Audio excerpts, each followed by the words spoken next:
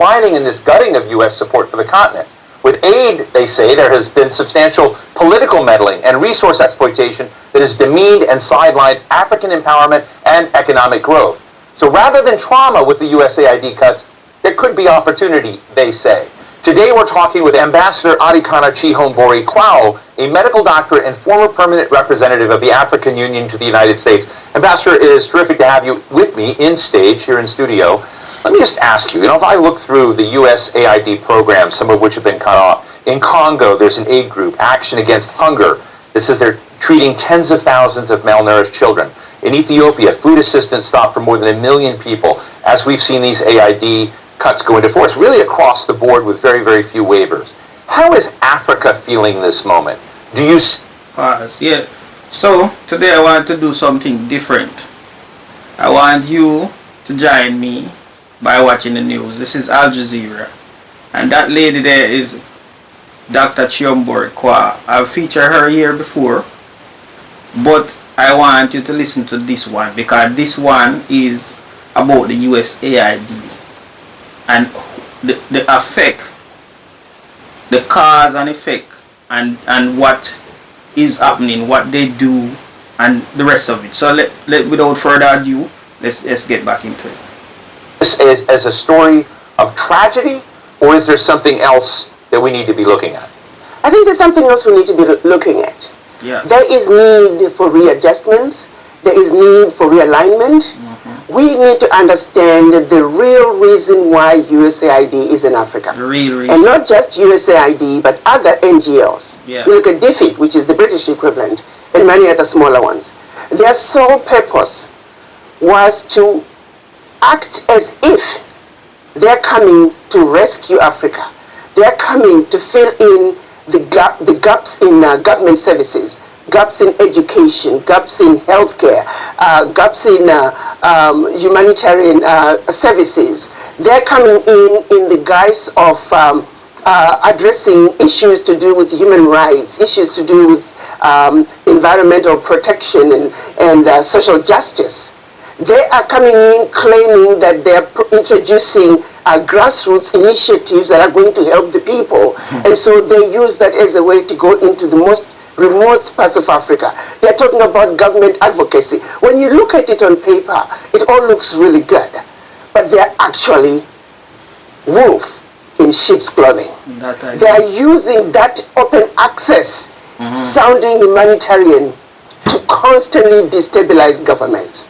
I can tell you right now, the majority of African leaders, and not just African leaders, but leaders in the developing world, are celebrating the exit of USAID. I was listening to a program, I believe it was CNN, and I was jumping up and down. It was a government official from Hungary. He was echoing the same sentiment. He said they are happy USAID is leaving Hungary because they are always supporting opposition.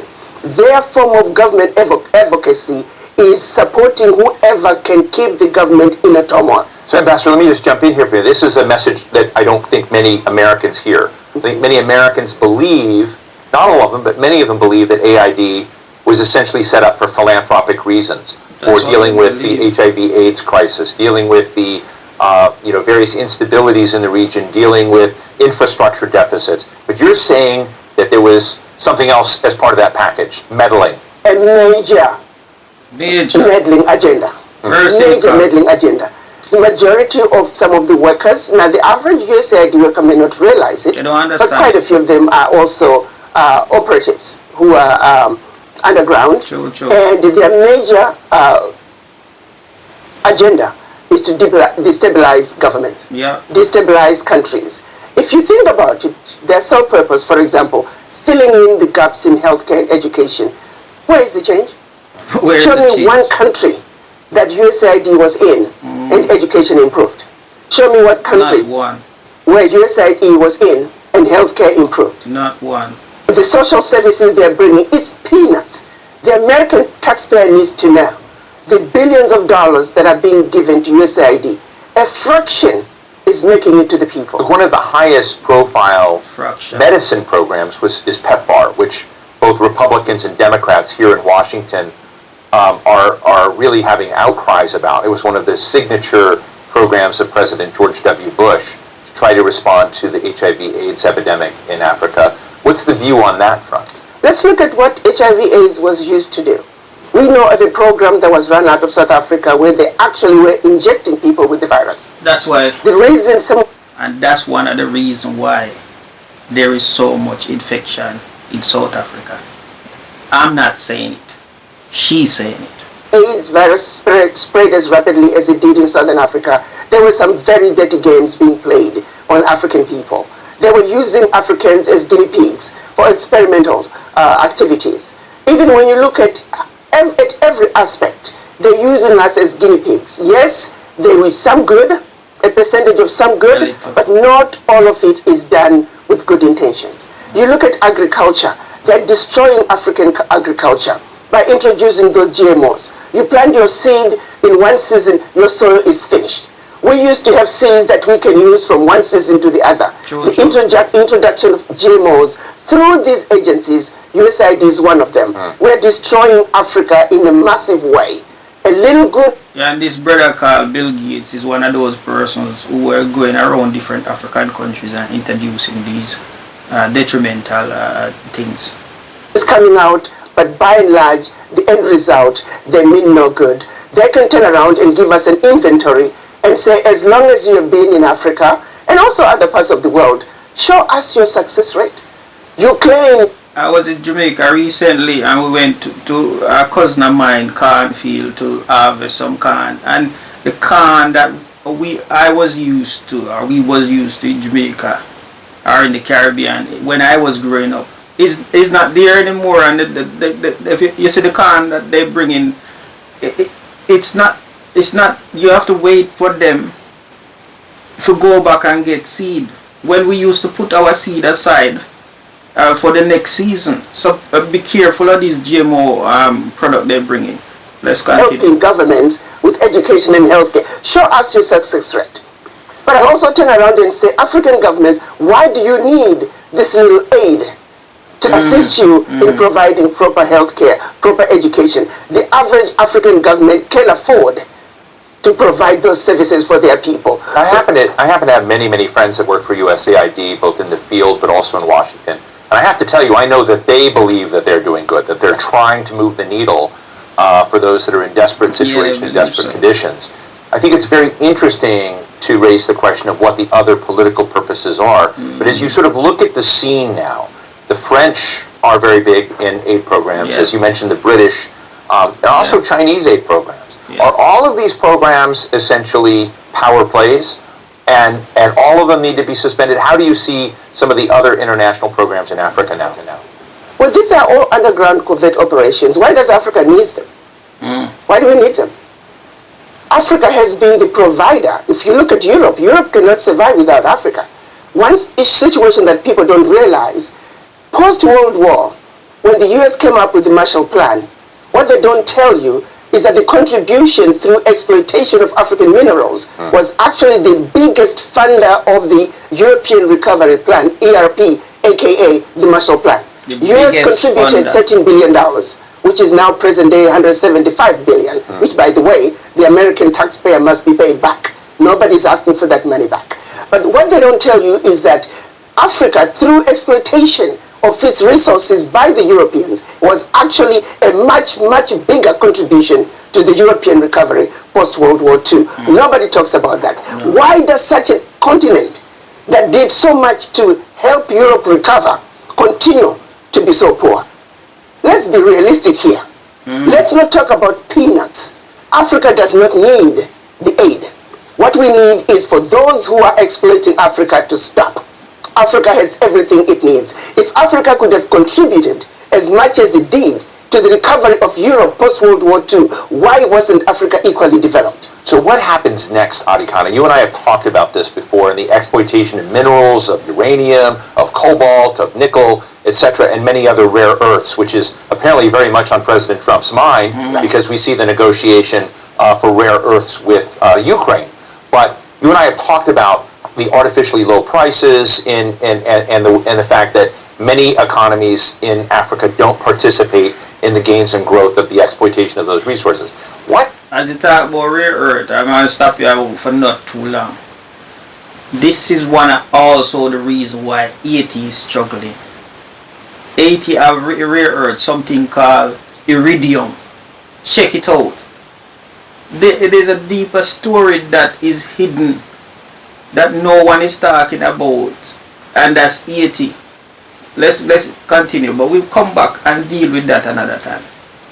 Now, when these aid programs are withdrawn, does the social contract between American mining operations or other global mining operations, does it give an opportunity for the power dynamic to shift and change, and what will that look like? I think this is a wake-up call for the African leaders. To the same extent that President Trump is saying USA first, African leaders must also say Africa first. This is a wake-up call to the African leaders to take inventory of what is really happening in their countries. Do they really need the peanuts that are coming in as aid? What is really going out? If I may use the example of what happened in Niger, when the government decided they were going to take over the mining of their uranium. The French companies that were mining the uranium were paying the government 80 cents a kilo 80 cents. for the uranium, and then turning around and selling the uranium to the rest of the world at 200 euros a kilo. 200 So that one move from the Nigerian government to say we are now going to take ownership of our own uranium, they went from realizing about $1 billion in uranium resources to over 300 billion a year. Do you realize what I'm talking about? No amount of NGO could bring that kind of money. And this is only 1 euro. Now imagine the country taking inventory of all their minerals and benefiting from their natural resources like the rest of the countries in the Western world.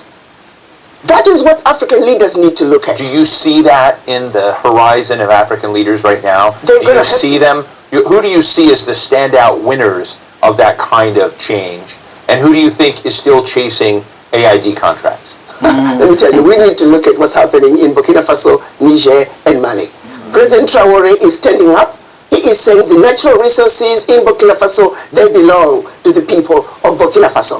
Niger is doing the same thing. Mali is doing the same thing. Every leader must look at what's happening in the Sahel nations to say, like anybody else, you must take care of your people. You have your natural resources. You have everything you need to take care of your people. Why do you continue to be beggars? Look at what is being brought in by not only USAID, but all the NGOs in your country. It's peanuts. It's a joke. That's all I want to point finger also upon Jamaica. From the time I was born, they've been digging out the earth, taking away the red dirt to make aluminum. This is something also us in the Caribbean need to look at. We have been benefiting from this aluminum exporting, or exporting our soil. So we should look at that as well.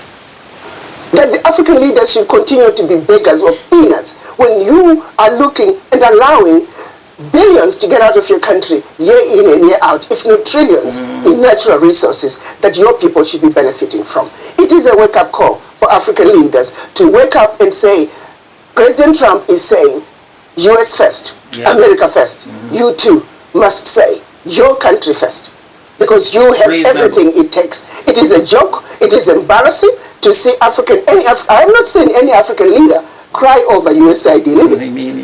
I can tell you for a fact, the average African leader privately is celebrating the exit of USAID because they know what is really going on. Let me ask you a geopolitical question. And again, you and I have had the opportunity on this show to talk about it before, which is the relationship of the United States broadly with the African continent. Now, I realize the continent has a lot of different nations, different countries that are part of it. But President Trump is not known to care much about Africa. He has talked about it in very derogatory language. His comments about USAID have had nothing to do with Africa. They've had to do with downsizing the scale of government and the perception of corruption and policies that are not consistent with his own. He's not framed any of this in terms of African needs or whatnot. So when you think about that, what do you think is the possibility of changing the dynamics of the relationship between the Trump administration and African leaders when it doesn't seem to be on his radar screen? To be honest with you, why should African leaders care? Why should Trump care about Africa? No. He shouldn't care about Africa. To the same extent that the African leaders really shouldn't care about the relationship either. If the relationship can be worked out, that's wonderful. But if President Trump is saying, I have a mandate from my own people to take care of my people, and I'm doing what I need to do to take care of my people, African leaders need to take that same position. You see, it takes two to tango. If President Trump does not want a relationship with Africa, Africans shouldn't be begging for it.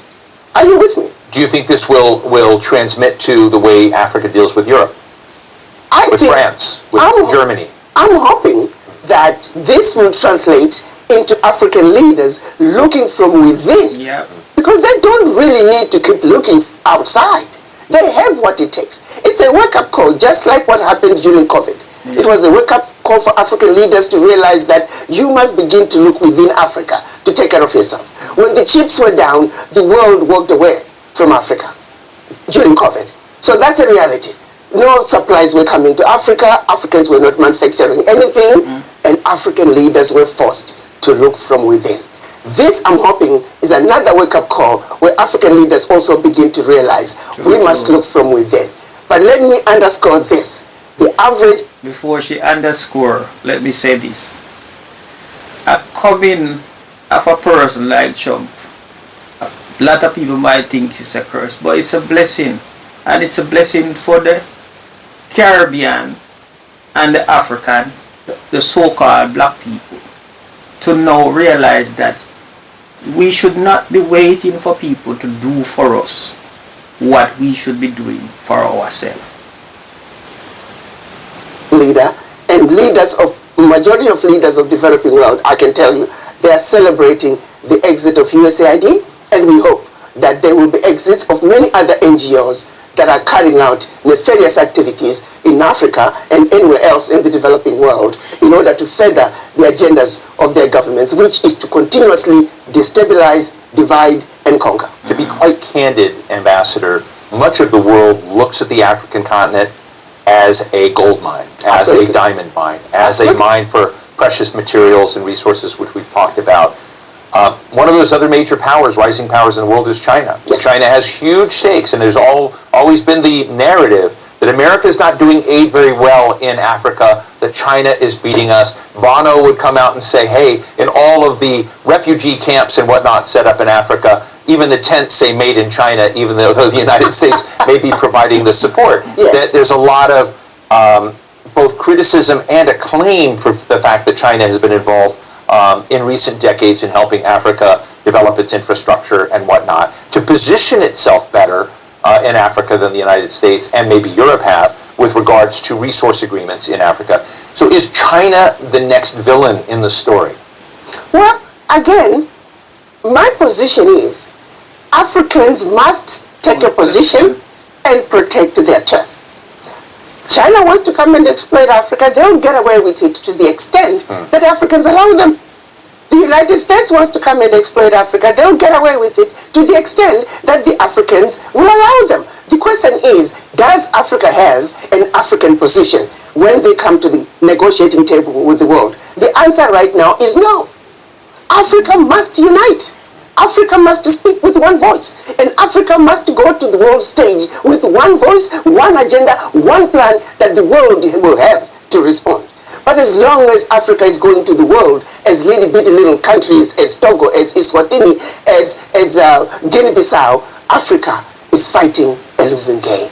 Africa must unite, and Africa must speak with one voice. That is the only way a strong, united Africa can take a rightful place on the world stage and be respected and stop the exploitation. Why is it so hard?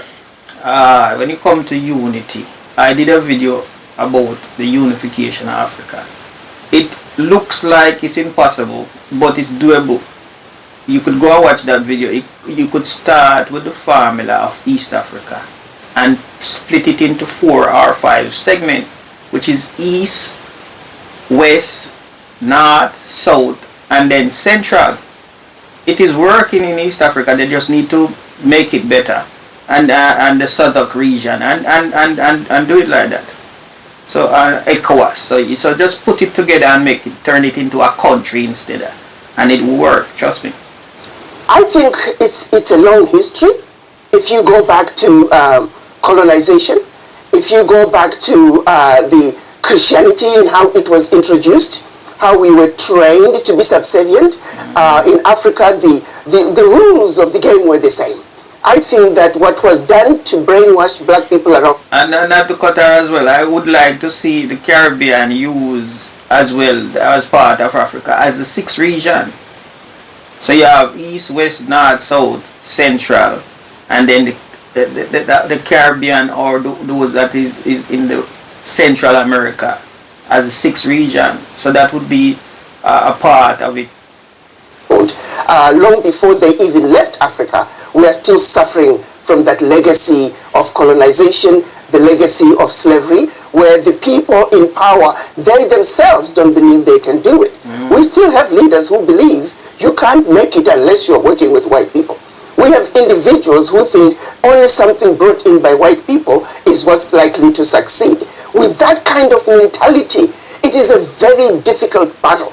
Our battle to succeed, to unite as the African continent, it is a battle of the mind. And each and every African must realize that we are defeated where it matters the most, which is the mind.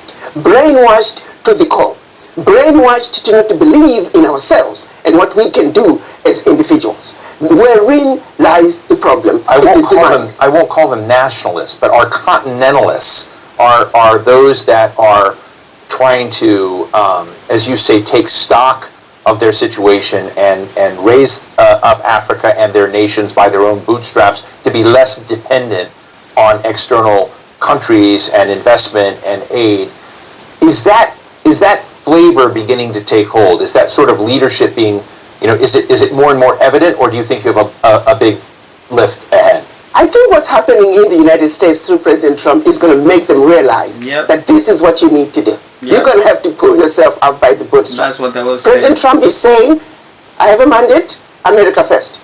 So you Africans, are you going to sit back and just wait and see the next move that President Trump is going to make? Or you're going to also say, I have a mandate from my people and I'm going to do what I need to do. Take inventory of what you have in your country. Use it and use it wisely. No more begging. You don't need to have anybody filling the gaps in your educational system. You don't need anybody filling the gaps in your healthcare system. You don't need anybody creating initiatives in the most remote parts of your country because they claim that you, the government, cannot have access to that. How can somebody come from all the way from the United States, all the way from Britain, and access the most remote part of your country that you in your country cannot access? It is the most stupid thing. When you listen to the justifications and the explanations as to why they are there, it's a joke, and this needs to stop. Just finally, Ambassador, when you look at U.S. behavior retracting, we've just got a minute left, but I would love to know from you, what do you think about the UN? What do you think about the International Court of Justice? Because probably the contraction that we're talking about is going to happen in a lot of institutions. Do you worry that Africa will be worse off without those institutions? No, those institutions were created after the Second World War. United Nations, it took 4 weeks to create the United Nations. Why? In order to help the recovery of Europe. The World Bank, the IMF, it took 3 weeks to create them after the Second World War in order to aid in the recovery of Europe from its own self-implosion and destruction. So no. These institutions were not created to benefit the developing world. To the contrary, they were built to steal from the developing world. Their success is based on the failures of the developing nations where they have been stealing from. So no. We must celebrate what President Trump is doing by exiting the United Nations, by exiting the World Health Organization. We need the US to exit the World Trade Organization because they are doing nothing on the African end. They are giving a blind eye to blatant exploitations, unequal, uneven trade policies that are hurting Africa. You take, for example, cocoa. Majority of the cocoa coming out of the world comes from West Africa, and yet it's only recently that African nations were allowed to add value to their cocoa. The World Trade Organizations, we may have a sister in charge. Right. Well, Ambassador ARIKANA CHIHOMBORI QUAO, grateful whenever I talk to you. It is a new reset for us to hear your very fresh takes on the world. Ambassador CHIHOMBORI QUAO, thank you so much for joining us today. Thank you, Steve, as usual, for having me. It's been wonderful. I always enjoy talking to you. Thank you. I appreciate your good work. Keep up the great work. Thank you. Yeah, man. So you check Bassett Chihombory Quao. I tell you, say, you should check out the sister and how she's been talking about all these things way before now, in terms of France and all those people who has been sucking Africa dry. So please, thank you for watching. Please remember to like, share and subscribe, and I'll be bringing a little bit more videos like this. I know recently I've been using the AI but I've been also busy, so I want to stay active on things. So stay with me and let's grow together. Have a wonderful day. So what's the bottom line? To the thing, people are not subscribed. Please subscribe, and the subscription